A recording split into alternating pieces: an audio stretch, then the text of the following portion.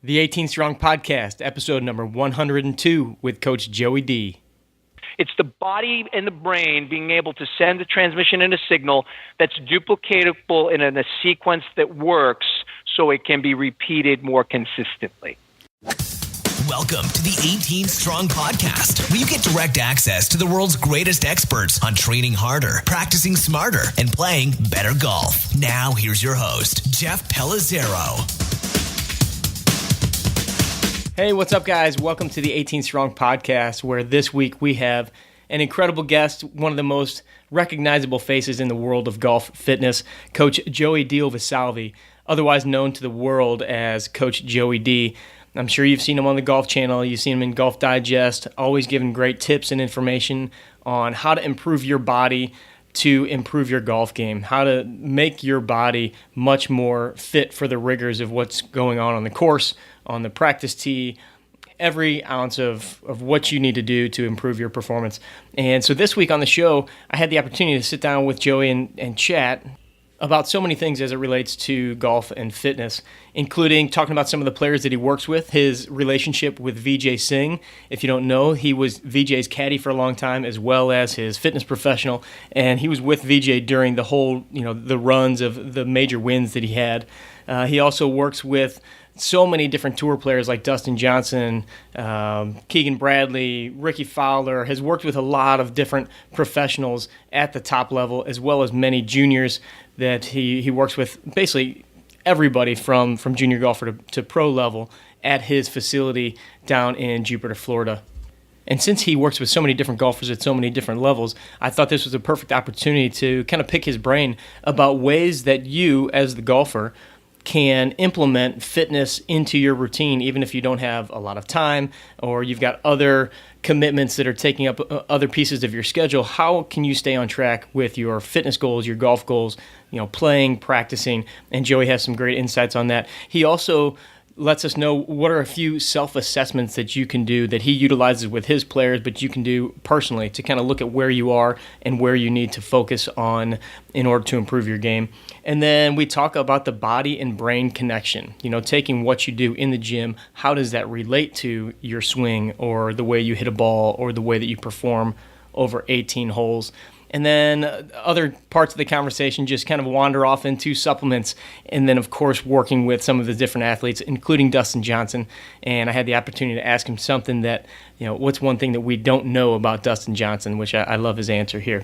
So before we bring him in, just want to say a quick thanks to our supporters of the show this week, Super Speed Golf. If you haven't gotten your hands on your Super Speed Golf clubs, I don't know what you're waiting for. We're seeing incredible results with our clients, including golfers in their 40s, 50s, 60s, even 70s. I've got a golfer who is over 70 years old and has seen an improvement in his swing speed by 8 to 10 miles an hour, which has made a huge difference in his golf game. And he's outdriving every single one of his buddies that he plays with.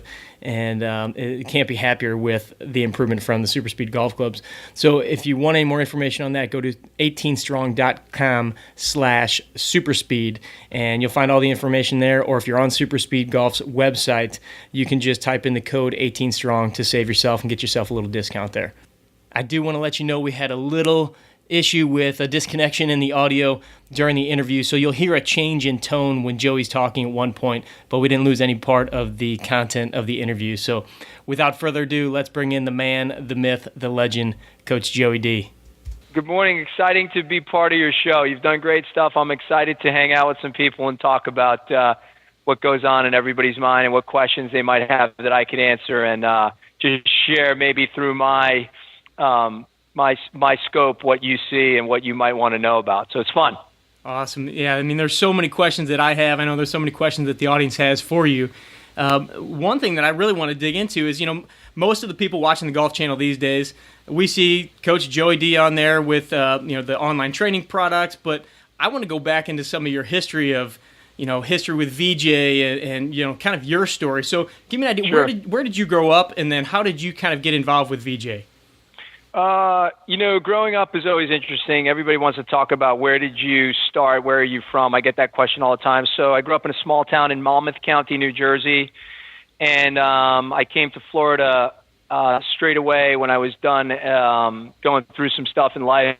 I'm a cancer survivor, so that was a dark time in my life. I don't talk a lot about it, but I'm very blessed to still be here. I was diagnosed terminally ill as a young man, and from that point, we'll just quick fast forward. So I was in Florida, got an opportunity to do an internship here years ago with some great men, some docs that were challenging the science and how the forces of gravity and ground forces pertain to athletes with major amounts of movement, tennis players, golfers, athletes like discus throwers and shot putters. So we got all this in baseball play. So we got all this information, and I got to be able to do an internship. It was a lot of fun. And it fast forwards us all the way to long time ago. Jesper Parnevik walked into a small training facility I had, and my friend Eric Kilkoff, who I owe a debt of gratitude to, is the PGA Tour travel agent. And he handles all the travel for all of the players and their families on the whole PGA Tour. He's an amazing man. And he asked me one day, Jesper's interested in you. He likes what you do. So many years ago, we started off, and Jesper and Vijay were very good friends. Way back in the day, they played a lot of practice rounds together. A lot of people don't know that they traveled in Europe together very early on in their careers, and that's where that common thread happened. So Jesper introduced me to Vijay, and Vijay and I met at TPC, which is now called Waste Management, which we know is probably one of the most fun golf events.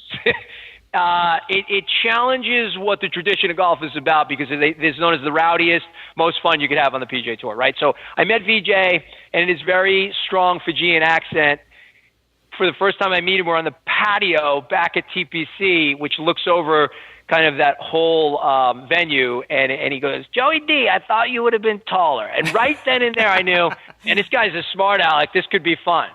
And that relationship was born. And he said to me back then, "I think I could be number one in the world with your help." Now, any coach that thinks that they have players in any arena that they can bring them to excellence through a great relationship and maybe win championships. In baseball, it's can you win the World Series or can you get to the playoffs? In football and basketball, same thing. Tennis is very similar to golf, but as coaches, what we look for is an opportunity to take our skill sets and at any level help build champions. And Vijay was somebody who was unique. You can still see him today, in his early 50s. He's a grinder. He's an amazing man. If people can remove their personal attachment and look at people's professional resume, he ranks amongst the best in the world, right? Yeah. And that was a great opportunity. That's how we met. And instantly a friendship was born. When coaches meet athletes or they recruit them onto their rosters, sometimes you have a chemistry, right? Absolutely. And that's what happened with us. So that kind of brings you back to where Vijay and I started, and we can go from questions on from there. So what else you got? Sure, that was how that happened. So with Vijay, because you were more than just his fitness guy, you actually caddied for him too, right? I did. Vijay was a unique guy. I think he expects so much of people that I think in golf, what people may not realize is that caddy-player relationship, there's so many hours on a daily basis spent. As we all know, sometimes 3 degrees of separation can be a good thing for caddies and players at the highest level of golf, because what you see on TV or what you might see from behind the ropes is definitely not what goes on inside of the ropes. And many times Vijay, because of where he wanted to be, sometimes your expectations exceed people's ability to be where you are emotionally and mentally and physically. And I had a very unique opportunity, and Vijay and I became very good friends. And still to this day, I'm grateful for those times in life because it was an amazing accomplishment. And he would say to me, "You're caddying this week." I didn't get asked, I got told. And what I enjoyed about it was, and if you look, if there's an ability to look at archive films, we were constantly either arguing or laughing on the golf course. And many times back in those days, people would come off the course, and he won so many times in his 40s, if you remember. Yeah. The guys that I'm very good friends with now, who I love in the media, guys like Bob Verdi or guys from ESPN magazine, Gene Wojciechowski or Tim Rose, like Rosie was great back in the day. We said, what's so funny out there? Which is maybe one of the things that was unique about him getting out of his own way to have won so many times. So it was an amazing experience to go from early in the morning with him at these 4 a.m.s to 9 o'clock at nights, where he was sometimes turning lights on and we would be at putting greens at unless he made 100 putts, we weren't going home. And people don't know that about him, maybe, which is the interesting stuff. That's so interesting because, the guys, well, Vijay obviously was known for his work ethic. Who would you say today is somebody you're working with that maybe not rivals Vijay, but kind of has that work ethic that you see? They're constantly grinding. They're doing the things that we don't see as outsiders. I think Keegan Bradley is somebody who I believe will not forgive himself. He is one of the most unique personalities. People have given him nothing but a hard time about his pre-shot routine. But I look at Jason Day's pre-shot routine, and in another way, people might think that's as quirky as Keegan. Right. The back and forth, it's a big joke. But what people don't realize, if you're under that type of pressure, whatever the mental switch is that turns you on, whether you're a junior, whether you're in your 40s, 50s, and 60s, you're ready to retire, you're ready to resurge and be play for a mid-am, like whatever it is that sets you straight before you pull the trigger, Keegan is a guy that's relentless and unforgiving of anything but excellence. So he resembles all the athletes that I've ever worked with, the closest to, I think, in a work ethic of a Vijay Singh. Interesting. The brain and body is something that I hear you talk about a lot, and it's something that really has been, I think, highlighted over the last few years, especially with these different pieces of technology that come out as far as reading brainwaves and just visualizing and things like that. But as far as the brain and body connection, because I know it's something that you're very passionate about, can you explain a little bit of to the golfer that maybe doesn't quite realize exactly what you mean by that? What is the brain and body connection? Well, that's a great question, and I think this is a really exciting answer if people will give you and I a few seconds to really listen to this. Tell me what happens, from your opinion, when somebody has a stroke. What does a stroke do? Somebody has a stroke, and you see they have a Bell's palsy stroke. It happened to my sister, unfortunately, years ago, and her whole face goes numb. What does that tell you? Yeah, what does it tell our listeners? Totally disconnects the brain from the body. Right, so neurologically what happens is we have a stroke, right? And basically what that means is the keystrokes in the computer, right, would simulate like the brain function and where a keystroke sends a signal to a computer and something comes up on the screen. So if we look at it and we dummy it down to that point, it gives people an opportunity to know when paralysis happens or neurological disconnect, right, through the neurotransmitters. It's like think about millions of miles of conduit, right, and you're running current to an end use, so when you plug something in, it creates connection. So when you think about the body-brain connection, the brain has to be able to control the ability to the end use. Are we moving a finger? Is an eye not able to open? Does our face? So you just smiled, right? Right. That creates neurological function and transmission. So when I say body-brain connection, I ask people, do you know when you stand up over the ball what your feet are doing? Why are so many people moving around so much before they settle down? What's going on? And the answer is, as you can tell the listeners, your brain is sending signals because you're about to ask your body to do something. Right. And that's what I mean by the body-brain connection. Golf is a very technically difficult game and sport. Obviously, now that it's back in the Olympics, we really get to say that it's a sport again, right? Can we say that? We can agree? Yeah. Go USA, go Team USA. Yeah. We like it. It's official. Back in the Olympics. So what I like is there's a sport that requires tons of cognitive awareness and brain-body ability to connect. So are my feet in the right position? Do I feel the center of my arches? Or am I in balance? Can I invert and evert? Do my feet know what they're doing right and left, toes and heels? Am I going to be able to send signals from the ground and use all that power, transfer it all the way up to the top of my backswing, load up, and then let it go? Because that's easier said than done. And when you see it on TV, you know what the great thing about golf is? You go try to mimic what you see sometimes. Yeah. Not unlike the NFL, where you're not going to be going in there thinking you're going to have your local sandlot football game on Friday night with your friends. That's not going down. Right. In golf, we can actually mimic, we can emulate, we can look at, I want to swing it like Adam Scott. We were looking at Adam on the driving range at the PGA. One of the most beautiful setups I've ever seen in golf, textbook. Yeah. We study it all the time. So these guys, at the top of the level of the world, they work on the feel becoming real, right? What we do in our jobs, we have a great opportunity to say, we can help them get a feeling and make it more permanent, because there's no perfect. We know that. Look at how many guys, all of a sudden snap hook one into the water. Why? Well, there was something went wrong in that process of 1.2 seconds. So that's the answer. It's the body and the brain being able to send a transmission and a signal that's duplicatable in a sequence that works so it can be repeated more consistently. Can you give us an example of how one could maybe start working on that, and then kind of a follow-up? What's the difference when you're working with a guy like DJ or a Keegan on some of this stuff versus the 15 handicapper? Yeah, the visualization is one thing. So they can visualize, and I tell people all the time, you want to get better at golf? Stand there in your setup position and give your body an opportunity to close your eyes and take a swing and watch what happens. And it's like, boom, light bulb moment goes on. People go, oh, you don't swing with your eyes closed. I say, really? Give it a shot. See what happens to your body, how unaware you are of how connected you aren't.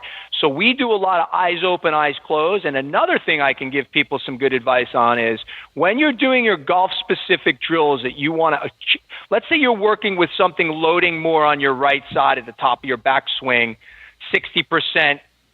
As the club goes up, you're telling your body, I need 60% more load in my heel to my arch. I need to feel more power from the ground up. Close your eye, lift up your left leg, put a little bit more power and give the brain an opportunity to try to focus on something and reset that again and again and again. Work on things that are specific. Actually, less is more in golf because you can only think of so many things, right? Yeah. How many great teachers of the world, how many great instructors, how many great playing partners that you have that might give you an opportunity to say, come on, it's two simple thoughts on the tee box. Let's not get crazy. But as humans, we want to think about that perfect opportunity, and it gets confusing. So one thought at a time, connect the body and the brain, figure one thing out that feels right and works, and go there and make that permanent, and then go to the next thing. Right. How do you combine that when you're working on so many different things with an athlete? Strength, power. When do we mix the golf specific stuff in, and when do we focus just kind of on the strength training? Is it something that you combine together? Is it something you kind of split up? Well, and again, talking to kind of not the tour player golfer, but your average golfer that maybe has a job. How do these people structure their workouts and practice and golf specific drills? That's a question we get all the time. How do I fit it all in? I think if you can ask yourself, do you have 3 days a week where you can spend 20 to 30 minutes in a specific scope of work? Would you be willing to commit? So the answer has to be A, yes I am, or no I'm not. If you're somewhere in the middle, everybody who's listening right now will know I'm going to ask everybody the question in your audience. How many hours a week do you spend on the driving range? And most of the answer is none. I go right to a tee time. I have a family. I have a 50 to 60 hour a week job. I can't get there, so I go to the tee because I just want to play. Well, unfortunately, you and I both know, and everybody listening, that's not going to get it done. But what you can do is work on golf at home, right? Yeah. I tell people all the time, you might think just because you see, and I've been fortunate enough to be able to do this, is organize a system that I think that works based on all my years on tour, right? A lot of people now say, you're just going peddling your wares. Listen, at the end of the day, what I'm trying to do is say, let's share the experience. And if you could take one thing from me and leave the rest, we've done a good job sharing information and content. So I say, if you can't get there, go to work at home. Make sure you work in front of a mirror, because what you have to feel is what you see has to be real. Perception and reality has to be the same thing. Don't tell me you think you know what your swing looks like if you really don't. Where do you set the club? Does it come over the top? Do a little mirror work. And then from there, why don't you take it? I tell people all the time, every week, give yourself an opportunity to do a small 6-step evaluation, right? Who does it? So I say every week, if you want to get better at golf, put yourself through 6 little mini evals and ask yourself the question, am I executing these things with my body correctly so I can get the club and my body in the right position? Right? It's not hard. It takes maybe 6 minutes. Right. And I like that because self-evaluation gives us an opportunity to check back in and say, I don't really get a chance to film myself that much because A, it makes me uncomfortable, and B, I just don't do it. Well, in the real world, if people ask me what's the difference is, pros do it all the time. Yeah, so what we do is where a tour player creates a feeling like they might be uncomfortable, that they're getting quick at the top, we might be able to basically take that potential problem, and before it gets worse, what we do is we'll work on them creating like a count. And many times it's been written or read or taught, like you can say 1, 2. And by the time you get to 2, you might hold it for a second at the top so you know you've completed your backswing. We might do something with a cable. We might do something with a body bar, a heavy club, where they start to create that completion at the top of the backswing. And then what we do to enforce that is we might take a cable movement or a band movement and take the arms to the top of the backswing and then create a little bit of resistance and have a player push from the top down. So we do things that enforce the brain sending the signal that you must complete the top of your backswing using the body's ability to let the torso rotate properly, let the arms set in the right position at the top. So we do things that are very mindful of what we're trying to accomplish. Because in 1.2 seconds, you can't feel it as a player. Right. So you might be over the top. You might be, your elbow might not be setting at a closer position to 90. Your wrist might be in the wrong position. So the club doesn't get what you need to do. As a result, the body doesn't allow it to get there. It's fighting. They're having a fight, an argument. So we want to calm that down and create some synergy between the body and the brain. Gotcha. And so when you're doing things like that, is that stuff that you're combining with other, just more even traditional strength training stuff, or is it more focused on these kind of positional movements and so if it was a 3-step process to answer everybody's question is we take the golf swing and we go ahead and say, okay, are we getting quick at the top? Let's pause at the top and see what that looks like. And then from there, if it's not all the way up or it's over the top, we then adjust the player to the right position where he or she thinks the club should be. And then from there, you use a golf-specific movement, like let's say a band drill with not a lot of resistance to mimic the golf swing so the band can get your arm in a similar position, your hands, your wrists, your torso to turn and move to the top of the backswing. And then we'll use something like a cable with a rope to set your body all the way with a little more resistance so as you can progressively use more resistance that you can control. You be able to feel things much more efficiently to get you to understand that's what we're accomplishing in a specific movement. So yes, we do use more traditional weight training to get it there sometimes. Gotcha. I think that's a huge point there, the using what you can control, because I think sometimes we get so caught up in, trying to progress, but if the posture's not there, the awareness isn't there, the position isn't there, we can almost be doing ourselves a disservice, wouldn't you say?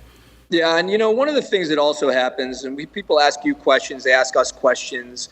I applaud people for always trying to teach and be excellent. But I think what happens is when there's so much information out there, we've got to start asking ourselves what works for us as individuals, right? People like, my friend Charlie, I really enjoy Charlie on the Golf Channel. He challenges us in the fitness industry because he's not a fan of what we do. But Charlie and I finally got on an episode together and said, what do we have to do right?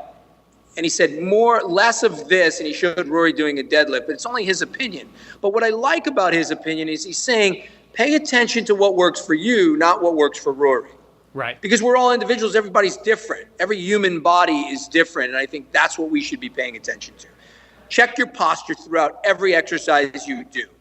Even if you want to do abbreviated deadlifts with just body weight, you're activating. What are you thinking? You're thinking, well, a deadlift is great because if I put my spine in the right position, I fire my glutes, I strengthen my legs, it's very healthy without any weight. Right. But what can we do? What can we accomplish as individuals that help us feel our lower bodies and create and maintain a spine angle through the entire swing using a very traditional but technical movement like a deadlift?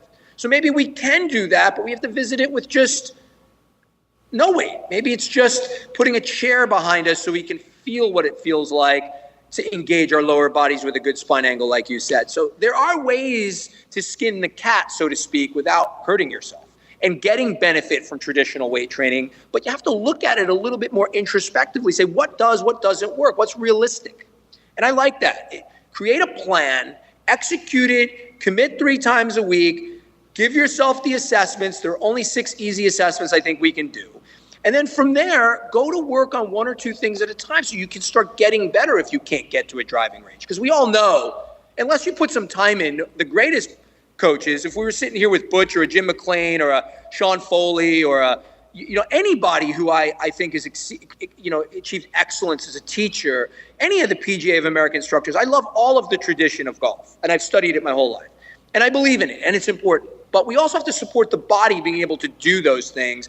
And I think those are the things that we can't get to the driving range. Work on your golf game at home so you can at least be prepared to have some flexibility, to have some joint mobility, understand the difference between the two, so you don't get up onto the tee box and you're like, oh, I can't even swing the club. It takes me 3 holes to warm up. So let's work smarter, not harder. Can you give us an idea of what those 6 assessments are that you look at? Yeah, I think they change, but I think the general public would say, check your balance. Do a single leg standing right balance and a left balance. And then the second assessment within balance is transition from a standing position where your feet are together and transition whether you play right side or left side, whether you're a right-handed player or a left-handed player. Put your feet together, step apart as if you were, creating a 14 to 16 inch base on the bottom, and then take 1 foot, leave the ground, and make a rotation with your arms at the top of your body. Can you stand there and execute that? Well, if you're falling over, start putting some balance prescriptions into your training. The second thing I would do is I would do a squat reach to see where does your spine, what does it look like? What does it feel like? Are you losing spine angle as you get lower to the ground? Some people say, well, I can't really squat.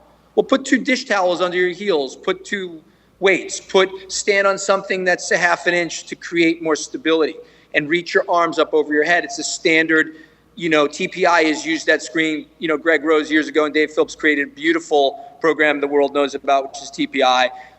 They've done great jobs with screenings, and many of us use some of these movements to check, are we maintaining spine angle as we get closer to the ground? So I would do a squat reach. Are we having shoulder issues? Can we use our chest and shoulders properly?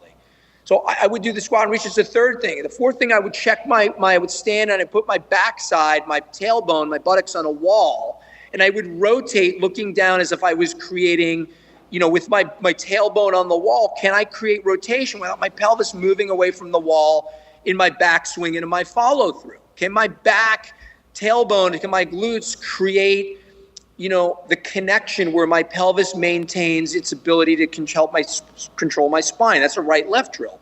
And then I would look and my last drill I might do is, can I do a standing 90 where I put my arm up at 90 degrees where the club does set similar to the top of the backswing, or does my arm drop? Do you see my arm right here? It's dropping. Does it elbow move away in the wrong direction? Can I maintain shoulder stabilization? I would check these things because people don't think about it. They're very common and they're very useful if you can identify some of the issues your body's having.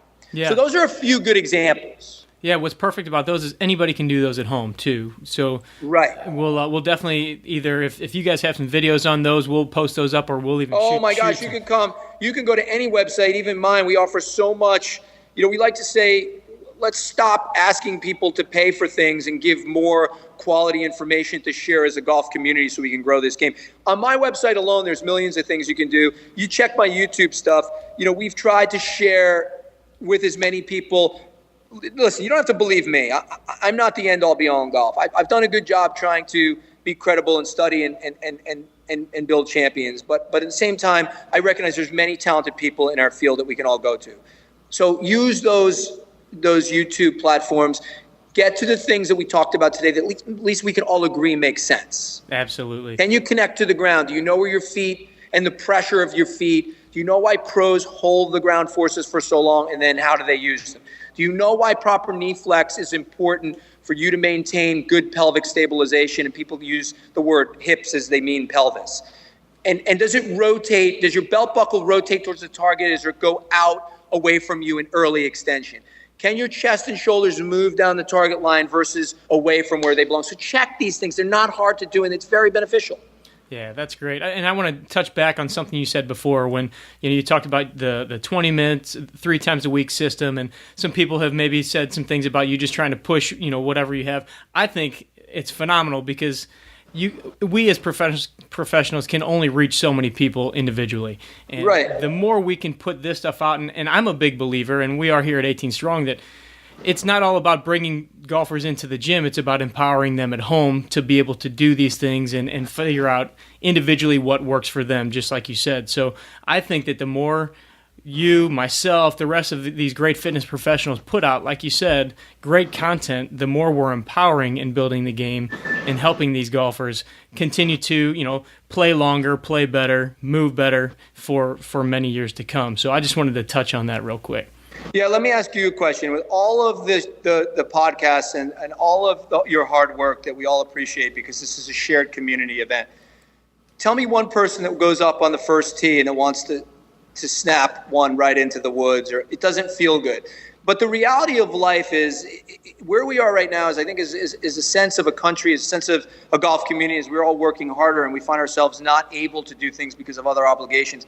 It probably makes a lot of sense to say, if you don't commit, and people ask me, Coach, why don't you play golf a lot? I love playing golf. It's one of my favorite things to do. But because I'm on tour so much and, I have young kids and I have an academy and I'm trying to grow this game, I don't always get to play as much as I like. So when I go out there, I don't create a false expectation. I never get angry when I play golf. I enjoy being out there. And I play enough, but my point is I work hard on my golf game at home in my own facility. I work on rotational mechanics. I work on my eyes closed, my eyes open drills. I do things to help prepare myself. Yes, very fortunately, I'm sitting right now in my own driving range. And I'm blessed, and I know that. Not everybody has that opportunity. But I like what you said. If you can't commit, what expectation then do we have to get better at the game? I ask everybody that. Like, let's be honest. Let's say, what can we expect if we put nothing in? Exactly. You can't go hit it like Jason Day or, congratulations to Jimmy Walker or Dustin or a Keegan. Like, let's not expect anything more than we're willing to put in. And really, that's my big message I like to tell people. Like, let's be realistic, because it's a great game. But if you're not having fun, we're not going to – I don't know. It doesn't make a lot of sense. If you're not having fun and you're not willing to put in the work, that's a recipe for not getting better at anything in life, not just golf, not just fitness. It's anything. You don't put the work in and you don't enjoy it, you're not going to stick with it. So I love that message. Let's talk a little bit about your buddy DJ. He's had quite a year this year, and I'm sure it's been pretty exciting around your place. Give me just a little bit of what did it feel like to see him win that U.S. Open? So, for a couple of years, you see a player and they go through these, people are always, here's what it felt like. You're with somebody so much, you're honored enough. I got blasted on social media because I thanked a few people for giving me the opportunity, like, oh, here it is, the Joey D show. People, hate to tell you, it isn't about the Joey D show. It's about a professional who's passionate, like any of you who are passionate about your kids, your life. Being around DJ has been an opportunity to help him put something that he really values, which is his body, to help him get to a better game. He's been close so many times. His putting was off. He had some good showings and some not so good showings. What we consider to be a good year has been an ongoing 3-year process. And to watch him go win the U.S. Open, to have so many seconds, and will he ever win a major? And to see that, what happened to me, it was surreal. I almost didn't realize. Actually, how about this? I almost went to the airport that day because I just didn't know it was going to happen. Wow. Because you never know. Yeah. So it was a surreal moment, and I think I got shocked and surprised because there's no definitive way to know that's going to happen with the talent in golf that exists today. So I was almost, to be honest with you, the answer is I was in a little bit of shock. I really was. And when, just slightly after that, when he won a WGC, I was even in more shock. Like, you see players get on a roll with multiple wins at this very high level, and they're in the groove. They're feeling it. They got the mojo. He's had it for a while, and I think when a player, no matter what level you're at, when you turn the corner, even as a recreational player like we may be, you have those moments, and I say to people, what was it like when you hit it 2 feet from the pin on that par 3 over the water? I don't know, but I really liked it.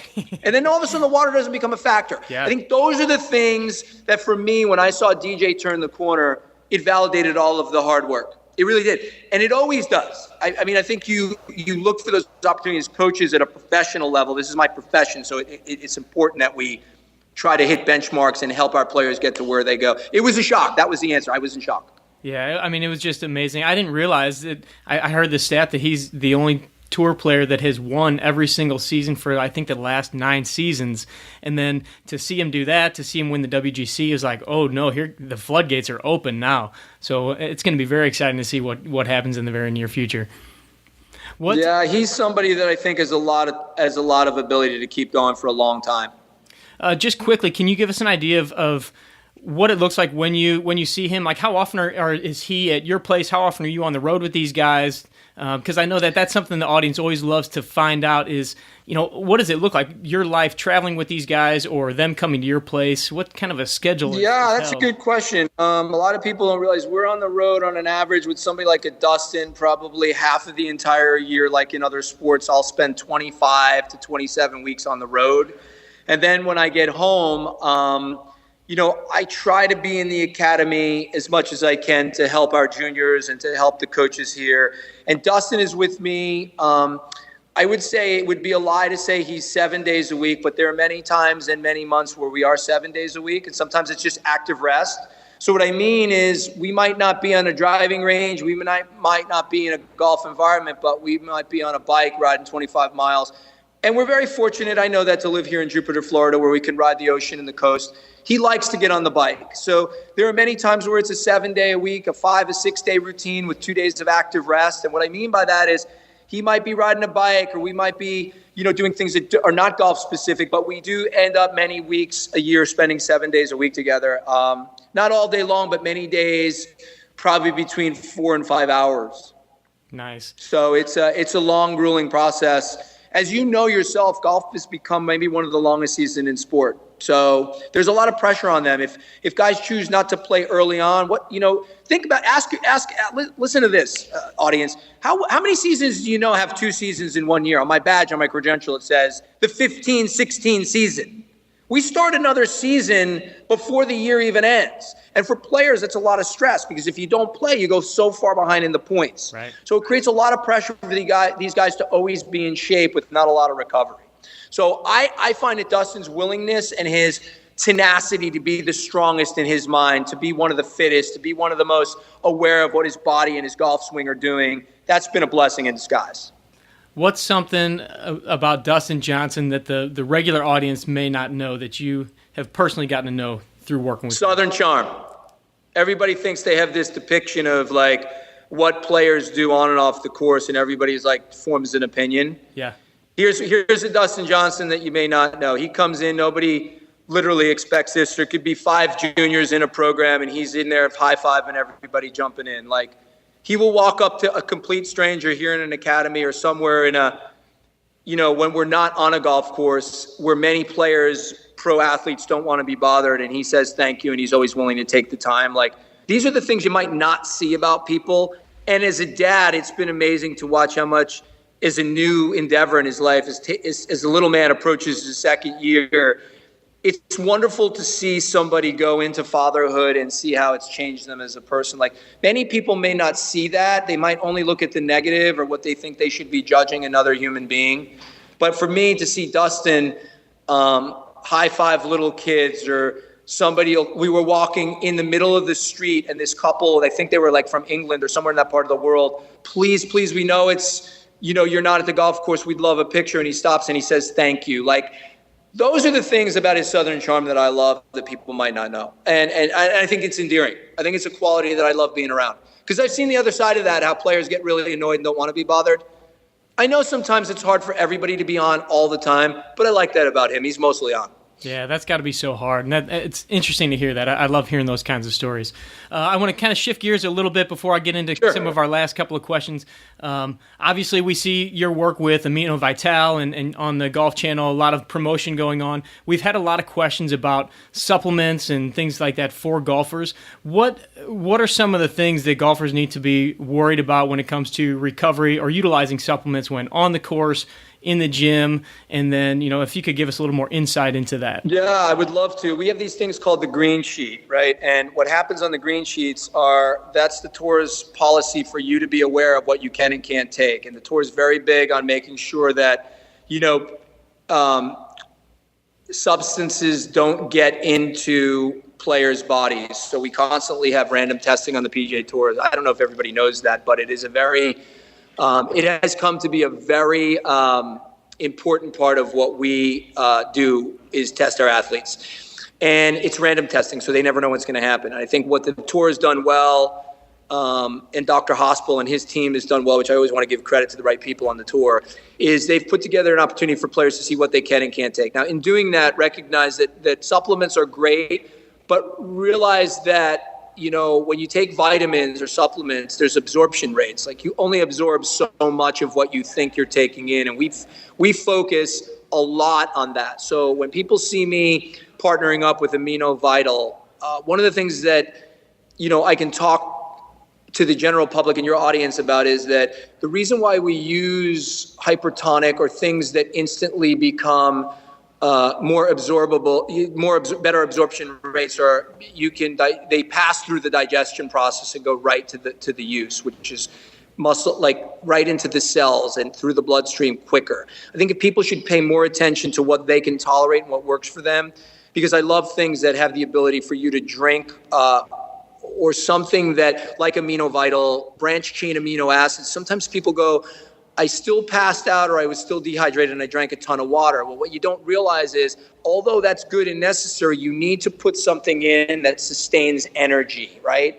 And branch chain amino acids, those are important for people to start understanding. The body produces only so many of them, and what we don't get in, we've got to be careful to understand what we're doing. There's a lot of false promises out there. And what I like about what Amino Vital did is they took a science and they completely reformulated. They were a company that said, we know that, caffeine and certain things don't work for people. So we took those things out. We made it plant-based. There's no more, artificial sugars or ingredients. They're all plant-based. And I'm not telling you that's the only thing to take. I'm telling you, look at some of the things that are available for your body to absorb much quicker that don't require the digestion process. So look at absorption rates. Look at things that work for you, and don't think so quickly when you're on the golf course that having a soda or something of a caffeine drink might be helpful, because you got to be careful about what's going on inside of your body. We say if you're not hitting the bathroom every 4 holes in the summer, you're probably experiencing dehydration. So that's important for you. That's a little quick tip that we try to tell people all the time. Don't wait till it's too late. Hydrate properly. Yeah, that's interesting. I've heard from several people, if you're getting thirsty, it is too late. It is too late already. Yeah, it's already started. You don't realize how much body fluid you lose when the heat is 92 degrees. The relative humidity might be up in the 80s to 90s, and the heat index is over 100. Like, you don't feel it sometimes because the wind is blowing, but believe me, the body is suffering, and we start to lose ability to really understand when that part of being too late happens. Right. All right, Joey D, last bit of a rapid fire round here for you. Go ahead, man. Let's do it. First and foremost, Caddyshack or Happy Gilmore? Happy Gilmore.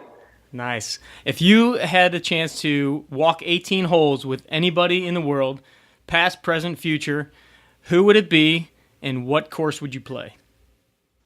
I would want to walk with Jack Nicklaus, and I would want to walk at Augusta. Excellent. All right, and then as we move forward into the end of 2016, we kind of get into 2017 soon. What would you say you're most excited about with Joey D Performance and everything you have going on? I look forward in the end of the year to more people recognizing this is not an academy for pros only, and we work every day with an everyday golfer to help provide an opportunity for them to make choices if we're the right choice to help them to get to better. Excellent. And do you have one last piece of advice for the 18 Strong audience that we can walk away with and take action on, preferably tomorrow? Yes. I would say if you really love this game, make some type of commitment that's something that you can literally stick to and have fun and hit it further. Nice. Coach, I can't thank you enough for taking the time today, spending some time with the 18 Strong audience. I love what you're doing. You've had a super successful year so far with your guys, and plenty of successful years in the past, and I only expect much more to come. So thanks again, man. Yeah, I appreciate everybody listening. Thanks for having me on. I'm sorry about the technical difficulties, and I hope you guys all have a great 2016, whatever's left of it. Enjoy the Olympics. Go Team USA. All right, if you want any more information on Coach Joey D, or you want to check out some pictures of his performance center, just go to the show notes page, which is at 18strong.com/Joey D, or you can just search for episode number 102 on the page. You'll find all the information, all the stuff that we have linked and talked about in the show will be there. We'll also have a link to the Super Speed Golf Clubs, as I mentioned before the interview, so you can go there and get your hands on some Super Speed Golf Clubs and start ripping drives past all of your buddies, as we all want to do. Thanks again for joining me on the 18 Strong podcast. And as always, train hard, practice smart, and play better golf. Thanks for listening to the 18 Strong podcast at www.18strong.com. And remember, train hard, practice smart, and play better golf.